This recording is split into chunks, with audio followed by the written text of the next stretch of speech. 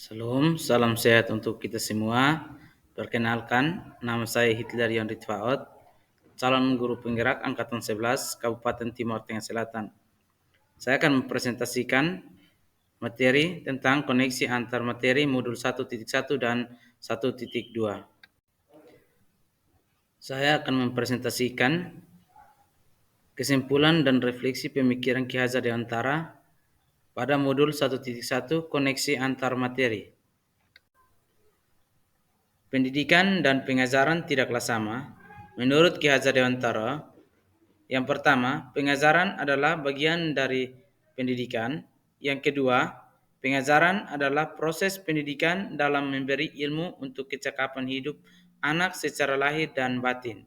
Yang ketiga, pendidikan pada hakikatnya adalah menuntun atau memberi tuntunan terhadap segala kekuatan kodrat yang dimiliki anak agar ia mencapai keselamatan dan kebahagiaan setinggi-tingginya baik sebagai manusia maupun sebagai anggota masyarakat.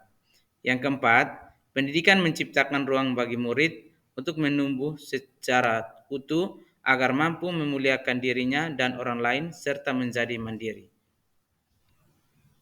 Sebelum mempelajari modul 1.1, pembelajaran yang saya biasa lakukan, yang pertama, hanya mentransfer materi pelajaran saja.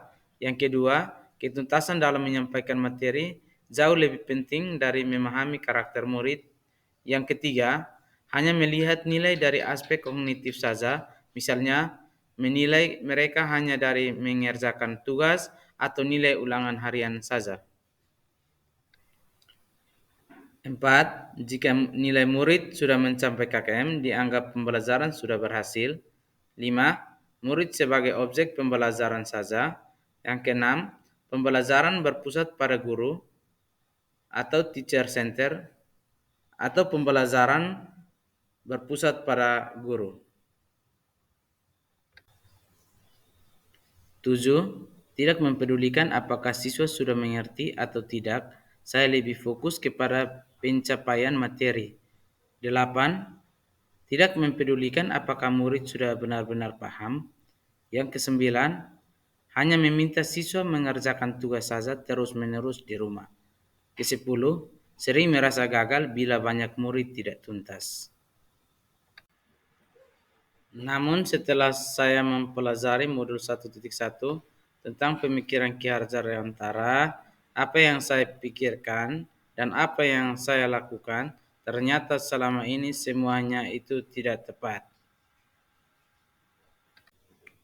Seharusnya guru melakukan proses pembelajaran secara menyeluruh yang di dalamnya ada kognitif, afektif, psikomotor, spiritual, sosial, dan budaya.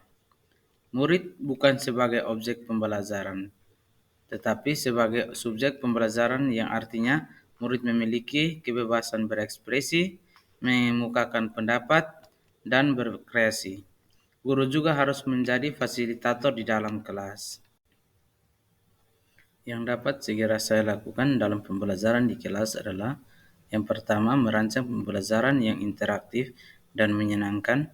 Yang kedua, menerapkan pembelajaran abad 21, di dalamnya berpikir kritis, kreatif, komunikasi, dan kolaboratif. Yang ketiga, pembelajaran tidak menuntut, tetapi menuntun. Terima kasih telah menonton video saya. Semoga video ini menginspirasi Bapak, Ibu, Saudara-saudari sekalian. Terima kasih.